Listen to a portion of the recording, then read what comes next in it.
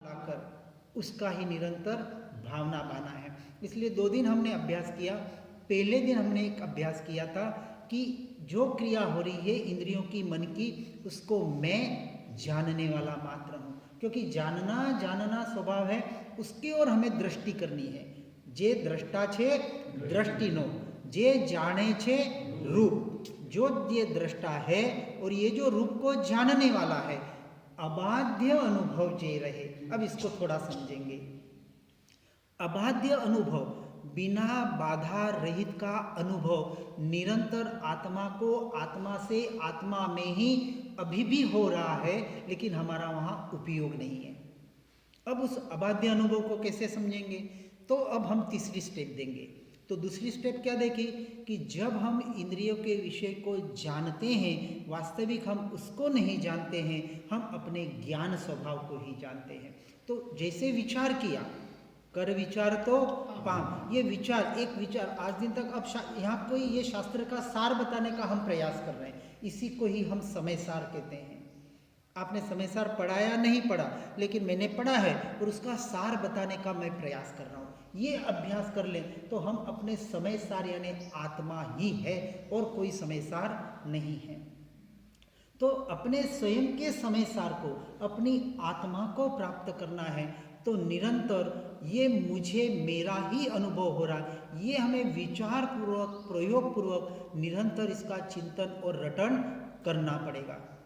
अब इस बात को यदि प्रत्यक्ष आपको ज्ञानी पुरुषों का चाहिए तो श्रीमद जी का वचनामृत पेज नंबर 712, कितना, 712, उसमें प्रश्न है मोक्ष एटले शू, ये प्रश्न किया है और इसके ऊपर ही हमने राजकोट ज्ञान मंदिर में 6 सत्संग किए थे।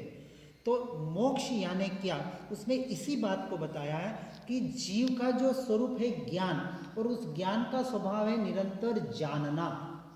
उसको शास्त्र में जानन क्रिया या ज्ञप्ति क्रिया कहा गया है। ये आत्मा की क्रिया है। अब ये जो क्रिया है, हम आत्मा की व्यवहार क्रिया कर रहे हैं। निश्चय में तो आत्मा की कोई क्रिया नहीं है, आत्मा तो अक्रिय है, लेकिन आत्मा की अनुभूति करने के लिए इस पत्र में मोक्ष एटले शू, ये जो उन्होंने पूरा एक पैराग्राफ है, उसके ऊपर उन्होंने बहुत अच्छी तरह से विवेचन किया है। एक अपेक्षा से हमने इसी का 3 दिन में विवेचन किया। बात वो की वही है, और सम्यक दर्शन हुआ कि नहीं हुआ, उसके नीचे ही उसका प्रश्न लेके, तो कैसे पता पड़ेगा, हमें स्वयं से स्वयं को पता पड़ेगा। तो कैसे पता पड़ेगा कि जब हम परद्रव्य में या पर परिणमन में होते हैं, उस वक्त हमारा उपयोग बिना शास्त्र के, बिना पढ़े, बिना भजन के, बिना भक्ति के क्रिया करते वक्त क्या उपयोग हमारा ज्ञान स्वभाव पे जा रहा है कि नहीं, ये उसका परिणमन यानी उसका थर्मामीटर है। यदि उपयोग ज्ञान स्वभाव पर जा रहा है, पहले विचार पूर्वक फिर बिना विचार से, हम पूरा इसका ही 3 दिन के शिविर में अभ्यास करवाते हैं कि 3 दिन के शिविर में पहले दिन हम जो करीबन आपको वही हमने लेने का प्रयास किया, पर इसमें क्या होता है, जितने हम मौन रहते हैं ना, उतने हमारे विचार हम अंतर में ला सकते हैं, क्योंकि विचार हमारे इतने भरे हुए हैं, इतने विकल्प संस्कार भरे हुए हैं कि उसको निकालना बहुत मुश्किल बात हो जाती है। इसलिए बाहर से मौन रहने का उपदेश दिया जाता है। अब यहाँ कहा कि ज्ञान स्वभाव ने यानी आत्मा ने, अब आत्मा ही ज्ञान है और ज्ञान ही आत्मा है, इस बात का वहाँ कथन आता है। तो आत्मा की अनुभूति के लिए ज्ञान की अनुभूति करनी है, और ज्ञान की अनुभूति करने के लिए निरंतर अपने ज्ञान स्वभाव का रटन करना पड़ेगा। मैं ज्ञान स्वभावी भगवान आत्मा हूँ, ऐसा रटन जितना चलेगा हर क्रिया में। अब हम ज्ञान को वापस समझेंगे। आज दिन तक आत्मा ने अपने ज्ञान स्वभाव के द्वारा पर को जाना नहीं, जान सकता नहीं, ऐसा उसका निश्चय से स्वभाव है।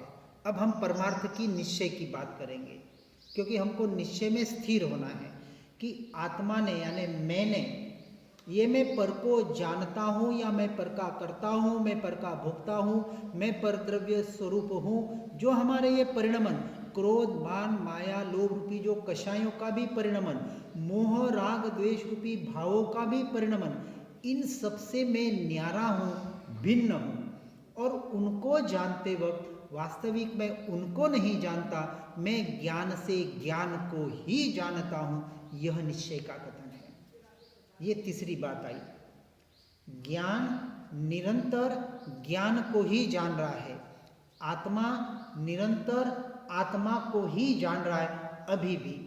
ये तो भ्रांति की वजह से, हमारे पुरुषार्थ की कमजोरी की वजह से हम परद्रव्य में एकत्व करते हैं या परद्रव्य में राग द्वेष रूपी परिणमित होते हैं।